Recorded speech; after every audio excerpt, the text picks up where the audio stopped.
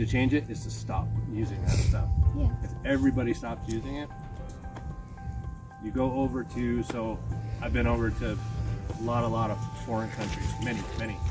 And if you go to a market to buy vegetables, you do not get a bag of food. Puppies in a dog shelter or something. They're all, oh, pick me. And so everyone's trying to package their things slightly different, slightly new, slightly interesting to make you go, oh, I'm gonna try that because it's in a cool package. Yeah. And it looks orange or whatever it is. But it's consumer packaging. You're the consumer. You can influence that. This is where everything comes in terms of single stream recycling. So whether this is residential, commercial, whether it's from bar trucks, for waste management, GFL, at your disposal, everything from Pagosa Springs and Archuleta County comes in here too. Everything from the entire region of the city of Durango comes right through this doorway, all mixed up.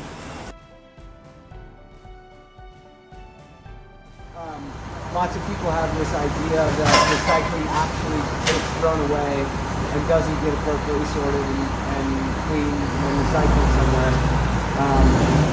Yeah, what would you say to that person? It absolutely happens. It's absolutely possible. It depends on who's doing it. As an example, a large multinational corporation took over the recycling in Bayfield a while ago. And they said they would do their recycling for free. Free. No one can do that. And at that point, it's a drop-off. So it's just containers, and people have to come drop it off in different containers. That company showed up every single week with a front load. That doesn't make sense to most people, but in the garbage business, it's a single compartment truck. It can only pick up one bunch of materials.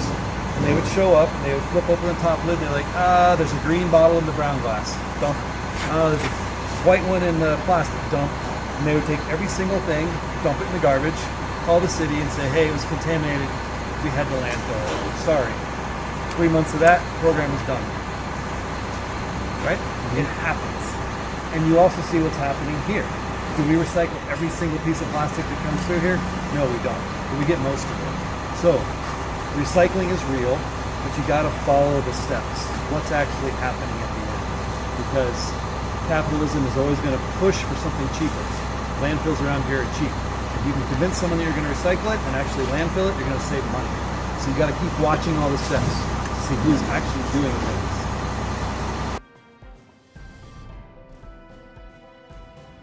This is a good example. This is the kind of thing we get all the time. Cardboard's recyclable. This plastic's not. And these guys don't have the time to sit there and fight with it, right? If they did that, I mean, it's going to take them all day. Yeah. So this, which was recyclable if they'd been prepared right, it's going to be going off into the dump. Yeah. It's that kind of a thing we deal with over and over and over again. When people think of recycling, they tend to think of landfills. And landfills are not great, but we have plenty of landfill space. We can keep digging holes forever. The reason to recycle has much less to do with we don't have a place to put it. It has much more to do with air and water pollution.